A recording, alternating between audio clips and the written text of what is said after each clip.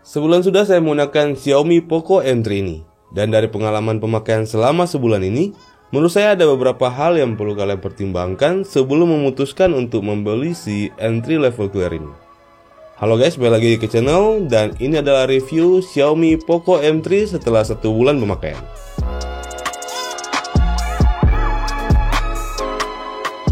Oke, seri terbaru dari keluarga Poco-nya Xiaomi ini tidak bisa dipungkiri memang cukup menarik perhatian para pencinta gadget. Terlebih untuk seri teratas ini yaitu varian RAM 6/128GB. Saya pribadi tanpa pikir panjang langsung memutuskan membeli HP ini saat penjualan perdananya di akhir Januari lalu.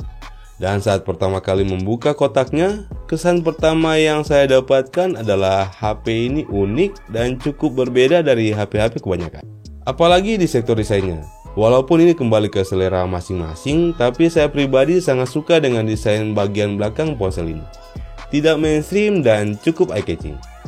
Tapi sayangnya hal ini agak berbanding terbalik dengan tampilan depannya. Karena terlihat seperti ponsel keluaran 2 tahun lalu. Dan terkesan biasa saja. Andai saja desain poninya ini diganti dengan desain punch hole seperti yang ada di kakaknya Redmi Note 9, tentu akan menambah daya tarik tersendiri dari ponsel ini. Tapi mungkin Xiaomi punya pertimbangan sendiri ya guys dengan desain seperti ini. Selain itu, absennya lampu LED notifikasi di HP ini cukup disayangkan menurut saya. Karena meskipun kecil, fungsi lampu notifikasi itu cukup berguna, apalagi untuk smartphone dengan layar IPS seperti ini. Ngomong-ngomong soal layar, di sini saya menemukan satu hal yang entah bisa dikatakan kekurangan atau tidak, tapi ini perlu saya mention ke kalian, yaitu kualitas tampilan warna di layar Poco M3 ini yang menurut saya agak kurang bagus jika kita bandingkan dengan saudaranya si Redmi 9. Entah kenapa saya pribadi justru lebih menyukai layar di Redmi 9 ini dibandingkan Poco M3.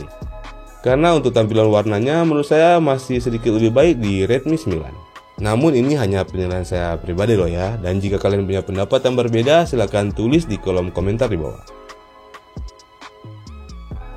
Oke, lanjut ke bagian kamera. Jika kalian sudah menonton video saya sebelumnya soal cara install Google Kamera di Poco M3 ini, di video itu saya sempat mention soal kualitas kamera dari Poco M3 yang menurut saya masih menjadi kelemahan paling terasa dari ponsel ini. Dan hasilnya memang agak kurang jika dibanding saudaranya yang lain di range harga yang sama. Apalagi untuk kualitas foto di kamera depannya. Agak mengecewakan menurut saya. Ditambah tidak adanya fitur night mode atau mode malam di kamera selfie-nya membuat saya jadi kurang pede berselfie ria menggunakan smartphone ini di kondisi low light. Kombinasi kamera belakang yang digunakan Poco M3 kali ini juga cukup disayangkan karena Xiaomi justru lebih memilih menggunakan kamera makro dan kamera dummy atau kamera depth sensor sebagai pasangan dari lensa 48 megapikselnya. Karena kedua lensa tambahnya ini agak useless menurut saya. Jadi saya tidak menyarankan smartphone ini khususnya bagi kalian yang lebih mengutamakan sektor kamera dalam memilih sebuah smartphone. Karena memang tidak ada hal yang spesial dari kamera bawahnya ini.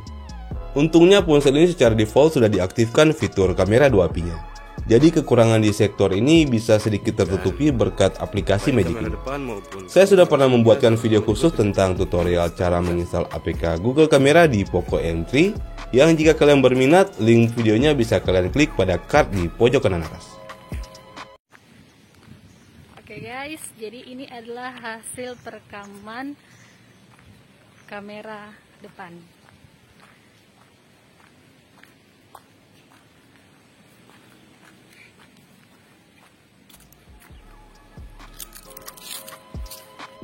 Kekurangan berikutnya dari Poco M3 ini yang saya rasakan adalah sektor pengisian dayanya, dimana untuk mengisi daya di HP ini dari 0 hingga 100% butuh waktu hingga hampir 3 jam. Dimana bagi kalian yang mungkin sudah terbiasa menggunakan ponsel yang bisa mengisi daya penuh dalam waktu 1 jam lebih, saat berpindah ke Poco M3 ini akan terasa sekali lamanya pengisian daya di HP ini.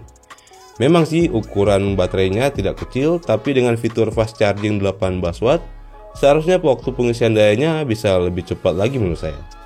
Namun untuk daya tahan baterai di Poco M3 ini termasuk luar biasa sih menurut saya, karena dengan sekali charge baterai di Poco M3 ini mampu bertahan sehari lebih untuk pemakaian normal dengan rata-rata screen on time mulai dari 9 hingga 11 jam.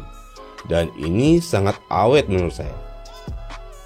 Performa dari Poco M3 ini juga menurut saya sudah sesuai dengan harga yang ditawarkan. Meski skor Antutu di Redmi 9 regular lebih tinggi, tapi saya merasa performa Poco M3 ini masih cukup bisa diandalkan, baik untuk gaming, multitasking, maupun hanya untuk sekedar aktif di sosial media. Apalagi untuk varian tertingginya. Dengan kombinasi RAM 6GB LPDDR4X serta storage sebesar 128GB berjenis UFS 2.1, tentu menawarkan performa yang lebih baik dari varian standarnya. Kualitas suara di speaker bodinya yang stereo juga bagus walau bukan yang terbaik. Serta sensor sidik jarinya juga akurat, meski memang belum bisa dikatakan cepat sih karena terkadang masih cukup terasa delaynya. Fitur-fitur tambahan lain yang biasa kita temui di ponsel-ponselnya Xiaomi juga masih tersedia di sini. Seperti fitur infrared buster untuk pengganti remote control, punya fitur FM radio, punya triple SIM card slot dan USB Type-C, serta tidak lupa juga Poco M3 ini sudah memiliki sertifikasi Wi-Fi L1, jadi Poco M3 sudah bisa kita gunakan menonton Netflix di resolusi terbaik. Semua fitur itu dijalankan dengan MIUI 12 berbasis Android 10 yang sudah mendapatkan 1 kali update firmware selama saya menggunakan ponsel ini. Dan sebagai catatan, buat kalian yang baru membeli Poco M3, saya sarankan sebaiknya langsung lakukan update firmware karena di MIUI bawaannya ponsel ini sering lag dan agak kurang nyaman digunakan. Namun masalah itu langsung bisa diatasi oleh Xiaomi lewat update firmware-nya. Oke, sekarang kita masuk kesimpulan. Jujur setelah sebulan lebih menggunakan Poco M3 ini, menurut saya ponsel yang satu ini sebenarnya hanya menawarkan kelebihan di sektor desainnya saja, yang memang saya akui terlihat unik dan berbeda dari HP-HP kebanyakan, plus tambahan dual stereo speaker serta baterai badak 6000 mAh yang masih jarang kita temui di HP-HP sekelas. Tapi jika kita bicara keseluruhan spesifikasi dan kita bandingkan dengan HP lainnya di kisaran harga yang sama, misalnya Redmi Note 9, saya pribadi untuk urusan spesifikasi justru merasa lebih prefer ke Note 9 karena chipsetnya lebih bertenaga dan kameranya juga lebih lengkap dengan hasil yang lebih bagus. Memang sih secara resmi harga Note 9 lebih mahal 300 ribuan dibanding Poco M3. Tapi jika kita melihat harga non resmi alias harga tengkulak di pasaran, Poco M3 ini sudah agak mirip harganya dengan Redmi Note 9. Namun secara keseluruhan Poco M3 ini masih cukup recommended kok untuk kelas harganya. Dengan catatan jika kalian tidak masalah dengan beberapa kekurangan yang sudah saya sebutkan di awal tadi. Serta yang paling penting, harga yang kalian dapatkan sesuai dengan harga resminya. Karena jika sedikit lebih mahal, HP ini akan jadi kurang worth it. Oke guys, sekian dulu video kali ini. Semoga bermanfaat. Jangan lupa klik tombol subscribe dan icon loncengnya.